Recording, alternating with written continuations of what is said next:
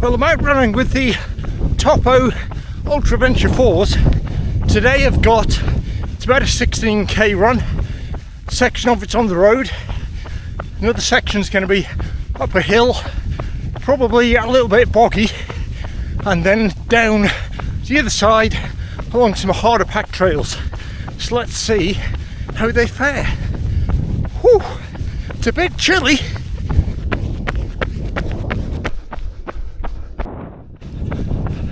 The lock's still frozen, so it is just over freezing. It was pretty cold last night, so I'm not surprised the lock is frozen. So, thoughts running on the road, nicely cushioned. So you do feel as if your feet sink in to the midsole. Midsole are using Topo's standard zip foam, and yeah, feels nice on the road. I have had to lace them up ever so slightly more over my top of my foot just to get the foothold I was wanting.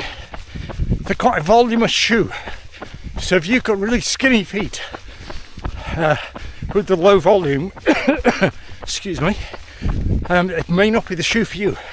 But if you've got standard or bigger, wider, more voluminous feet, this could tick the box. On the sizing, I have actually gone down a half size, so that's something to bear in mind. Whew. Right, that's the road section done. So that was 5.8k on the road. Now we're on a flattish trail for a wee bit, and then we go uphill. So yeah, nice day to be out.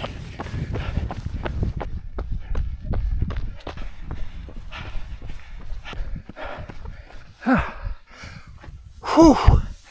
Let's pause the watch. That is, oh, it's not the top of the climb, most of the climb. So I'll pause here for a second. So running up there, I was running over different pointy rocks and stones. Didn't really feel them underneath my feet as I was running up. So there's obviously enough cushioning in there to hide any sharp objects whilst you're running. I did think that would be the section which would be quite muddy and sloppy in sections, but it's that cold. Everything was bulletproof, so all the watery bits and what I thought were going to be muddy bits were just really hard. So, but this shoe isn't designed for mud anyway. I just thought it would have been nice to give it a wee test in various conditions, but hard packed icy mud, that's a different condition. Oh, it's lovely up here. Just a wee break in the trees. Right, I'll carry on up and we'll keep going. It looks like another change of surface coming up. So this is a good test for these shoes. Multiple surfaces. So this is what we've got now. And in a second, it's turned into this.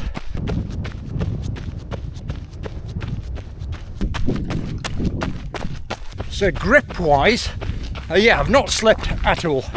So absolutely perfect for the kind of conditions I've been running on. Bit of a mixed bag, trail and road. Nothing too gnarly on the trail, but they did cope going uphill on some icy-ish bits with some stony stuff, and they felt absolutely fine. Whew. It's a nice route, this. I think I'll put this on my website. I've got a website and there's different running routes in the local area, so people often ask me where to go for runs when they're up in the Cairngorms National Park.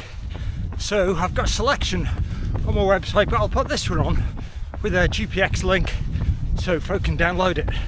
Yeah, it's a good mixture of a bit of road to start off with, some trail, a bit of uphill, but the uphill is runnable. So it's quite nice to be able to run it the whole way, or if you're feeling a bit tired you could walk it. It's up to you. And then finish off with a loop back down what we call the ski road. And if you're ever in the area and you want to know where to go for a walk or run, I've got a bit on there just for you.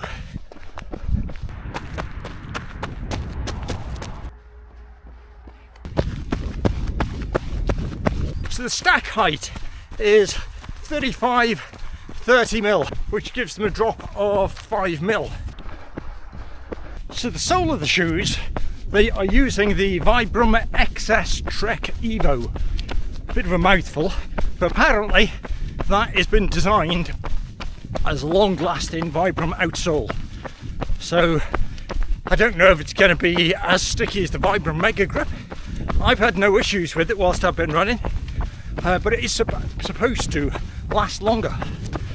And they're using 4 mil lugs, which is 2 mil less than the Mountain Racer 3.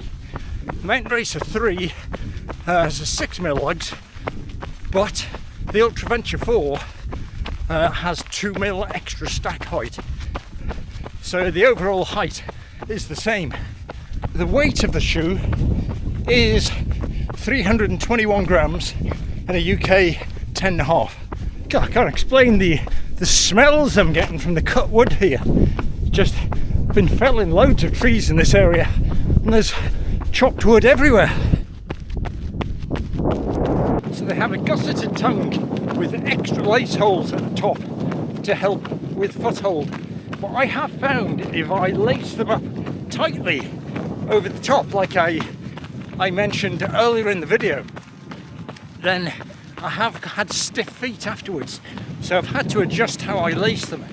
I've now gotten to a habit of slacking them off with the laces over the top, making sure I do the runner's knot with those extra little holes just at the sides, and that's been enough to hold my foot nicely but without the pressure going over the top. So in summary for these shoes, having ran, I don't know, about 60-70 kilometers in them, definitely anatomical shape, broad in the forefoot, loads of volume as well. You do have to watch how you lace them up, I found myself. Cushioned, the zip foam midsole's been nicely cushioned, especially when I ran on the road section on the other part of the video. Overall, why are you going to be looking at these shoes instead of a different shoe? You're going to be looking at this shoe because you want something to let your feet spread out. You want something that's cushioned. You want something that's going to be good for long distance runs. These have been absolutely fine on short runs as well. So park runs, they've been absolutely fine. Long stuff, they're going to be fine as well. But that is the reason you're going to be looking at these. But the reason you're going to get these ones over the Mountain Racer 3. The Mountain Racer 3, not quite as voluminous, still broad. These are definitely more voluminous. I'd say the Mountain Racer 3 gives you a little bit more arch support than these ones. These, my feet are a little lost in there, but they're fine when I've done the runner's knot. They're going to be suiting harder packed trails more so than venturing off the beaten path through muddy conditions.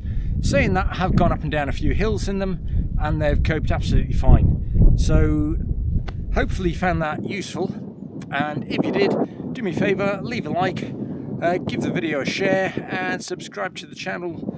That would be mighty kind of you. Thanks a lot now. Bye.